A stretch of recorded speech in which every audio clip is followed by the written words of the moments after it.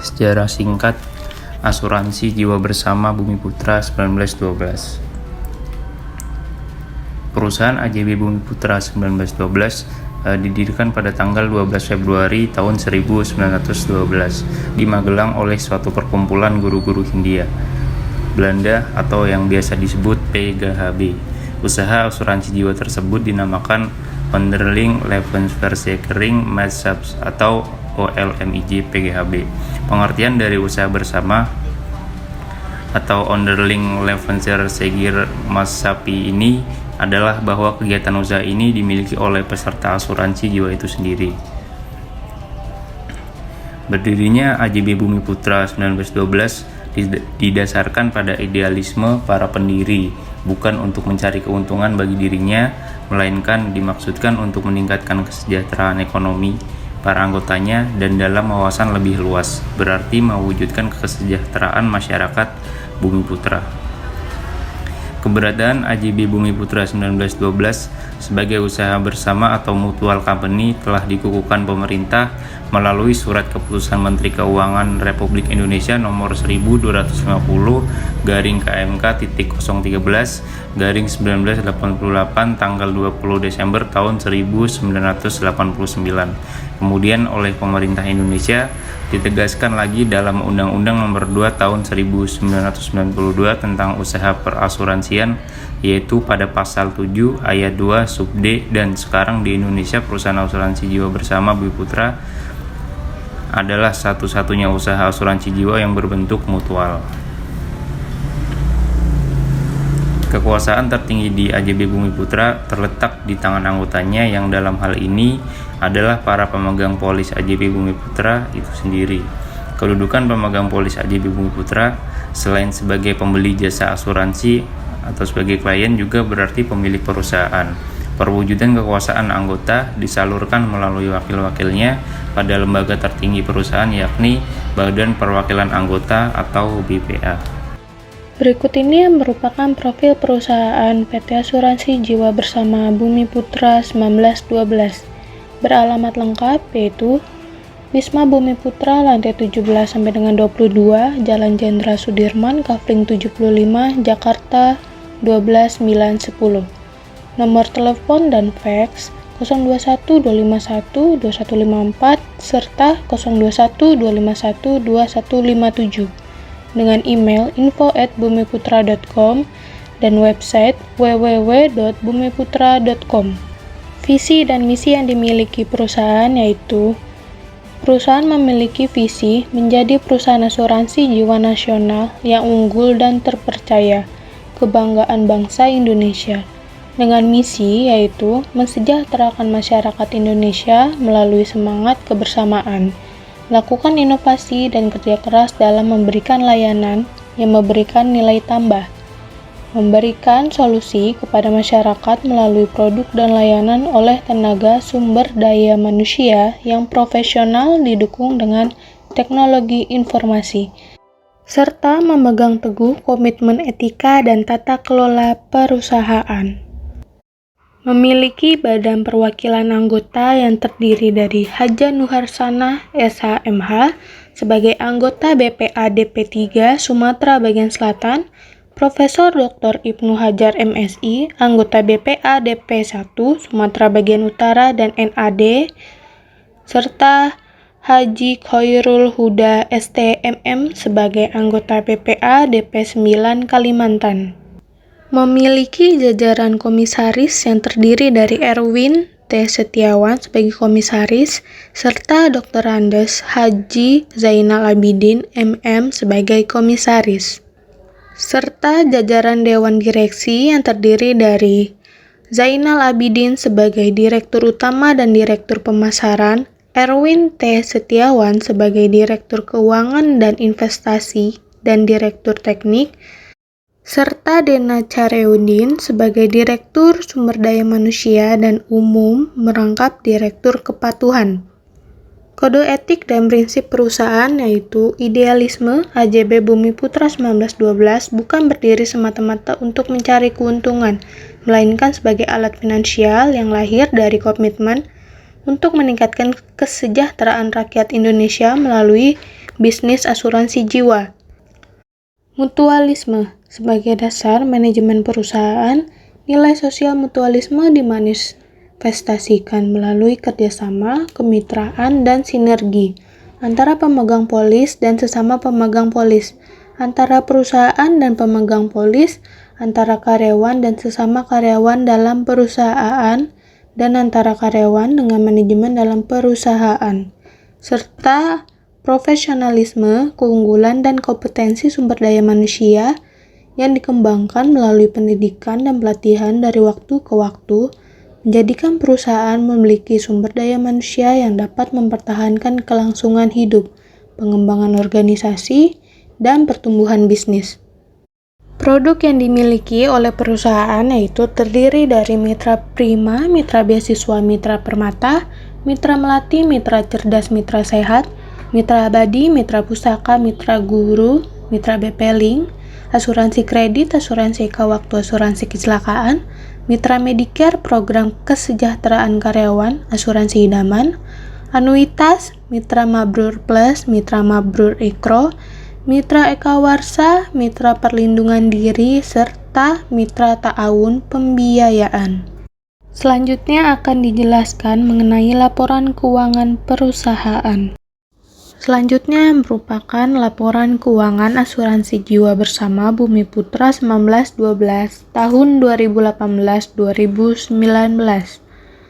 Berikut merupakan laporan laba rugi komprehensif untuk tahun yang berakhir 31 Desember 2019 dan 2018. Diketahui bahwa asuransi jiwa bersama Bumi Putra 1912 mencatatkan penurunan berbagai indikator bisnis pada 2019. Meskipun kerugiannya berkurang, kondisi keuangan perusahaan asuransi itu menyebabkan pembayaran klaim nasabah terus tersendat. Berdasarkan laporan keuangan per 31 Desember 2019, Bumi Putra mencatatkan kerugian 48,9 miliar rupiah. Jumlah tersebut menurun hingga 97,54% secara year on year dibandingkan dengan kerugian tahun 2018, yaitu sebesar 1,99 triliun rupiah. Meskipun begitu, perolehan premi asuransi berbentuk usaha bersama turun sebesar 10,67% secara year on year menjadi 2,99 triliun rupiah dari 3,35 triliun rupiah pada tahun 2018. Klaim yang dibayarkan pun terpangkas hingga 32,15% secara tahunan menjadi 4,59 triliun rupiah sepanjang tahun 2019 dari catatan tahun sebelumnya yang senilai 6,77 triliun rupiah. Selanjutnya ialah laporan posisi keuangan per 31 Desember 2019 dan per 31 Desember 2018.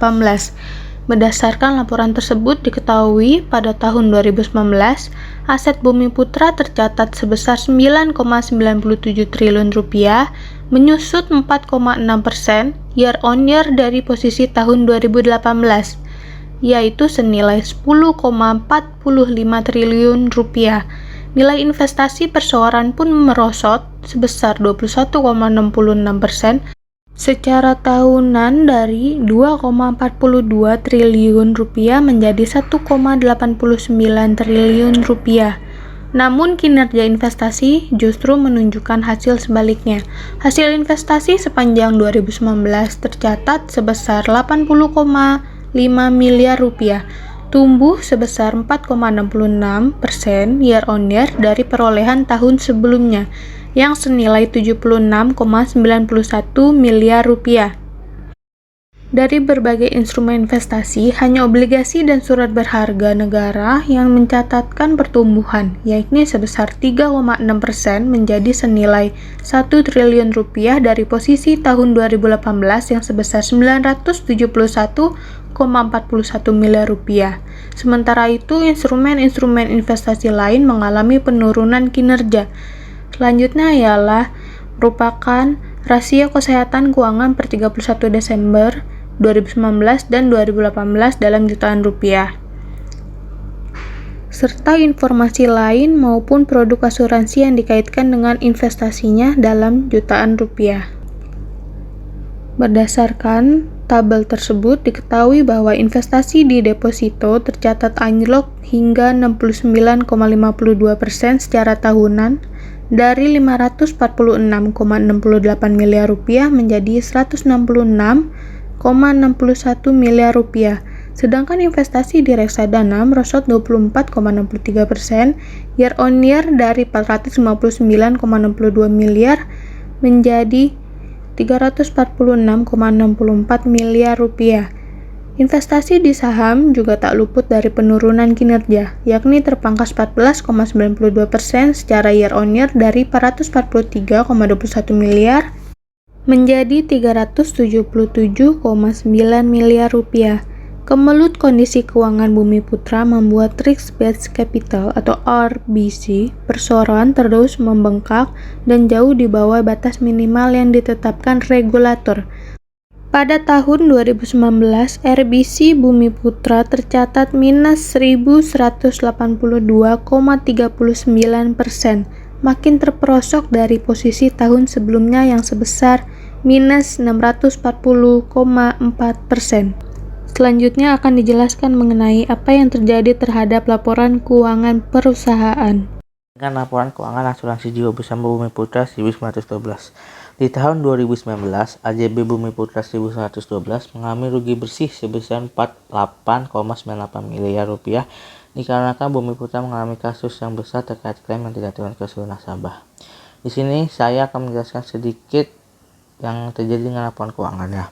Di tahun 2019, total pendapatan Bumi Putra terpangkas 9,85% year on year menjadi 3,15 triliun. Itu disebabkan oleh banyaknya nasabah Bumi Putra yang meninggalkan Bumi Putra karena kasus ini naik ya, kasus klaim yang tertunda terbayar. Nah, karena banyaknya nasabah yang meninggalkan Bumi Putra sehingga Bumi Putra tuh di 2019 mendapatkan preminya turun 48,07% yang non-earn sebesar 2,38 triliun dari periode sebelumnya. Dan juga pos manfaat dan klaim dibayarkan sebesar 4,59 triliun atau menurun sebesar 32,15% year on year. Dalam hal ini juga perusahaan juga mencatat penurunan cadangan premi 2,21 triliun rupiah yang turut berkontribusi memangkas total beban klaim dan manfaat dibayar. Dan terakhir itu jadinya Bumi Putra membukukan rugi bersih 4,890 miliar rupiah, yaitu lebih rendah 97,54% year on year dibanding sebelumnya sebesar 1,99 triliun. Itu disebabkan karena pendapatan preminya itu turun dan juga disebabkan oleh jumlah beban klaim dan manfaatnya yang turun di tahun sebelumnya. Selanjutnya, lalu apa yang dilakukan oleh Bumi Putra dalam menangani masalah keuangannya? Etika yang dilakukan oleh AJB Bumi Putra dalam menangani masalah keuangannya adalah dengan melakukan pengajuan rencana penyataan keuangan ke OJK. Namun, hingga 6 kali revisi, OJK belum juga menyetujui RPKP tersebut. RPKP merencanakan menjual aset untuk menutup likuiditas jangka pendek. Namun, dinilai belum cukup karena tidak sebanding dengan klaim yang ditanggung untuk menutup likuiditas tersebut dan harus dibarengi dengan upaya lain. Oleh sebab itu, OJK melakukan penolakan jangka pendek karena menilai perusahaan akan mengalami kesulitan dalam melakukan pembayaran kewajiban di luar klaim jatuh tempo nasabah. Dalam penyelesaian pembayaran klaim nasabah, Bumi Putra berjanji akan membayar klaim dari 365.000 polis dengan melakukan pencicilan. Berdasarkan rencana, mulai September 2020, Bumi Putra akan membayar outstanding klaim sebesar 5,3 triliun. Bumi Putra rencananya akan melakukan pembayaran ke klaster bernilai rendah, yaitu 1-10 juta berdasarkan hedging, jenis produk asuransi, dan sebaran kantor wilayah. Dan adapun upaya yang dilakukan untuk melakukan pembayaran tersebut adalah yang pertama, sumber utama dana masuk dari internal perusahaan seperti klaim reasuransi dan factoring yang diperkirakan akan menutup 7,5 hingga 15% dari total klaim 5,3 triliun. Yang kedua, dana tambahan berasal dari optimalisasi aset perusahaan properti dan finansial seperti hotel, saham, obligasi, dan reksadana karena dinilai dapat meng-create dan menghasilkan dengan catatan tidak menjual. Dan dana dari pasar modal diperkirakan akan menutup 35-40% dari total klaim. Dan dana terakhir bersumber dari pinjaman ke Bank Pembangunan Daerah. Saran yang dapat disampaikan terhadap kasus tersebut ialah yang pertama, perusahaan seharusnya merancang strategi yang lebih baik lagi, di mana hal ini dikhususkan dalam peningkatan sistem tata kelola perusahaan yang lebih baik. Yang kedua ialah pengelolaan manajemen risiko perusahaan perlu ditingkatkan, di mana program yang dijalankan oleh perusahaan mengalami kegagalan yang menyebabkan aset perusahaan menurun. Untuk itu dibutuhkan pencegahan serta penanggulangan risiko masa depan akan program tersebut. Selanjutnya ialah perlu diterapkannya prinsip-prinsip kehati-hatian dalam berinvestasi di mana terdapat banyak dana yang tidak terrealisasikan dalam investasi tersebut. Yang terakhir ialah menyelesaikan klaim yang jatuh tempo dengan cara membayarkan bunganya terlebih dahulu maupun memberikan pilihan untuk memperpanjang polis tersebut dengan tingkat bunga yang berbeda dan lebih besar.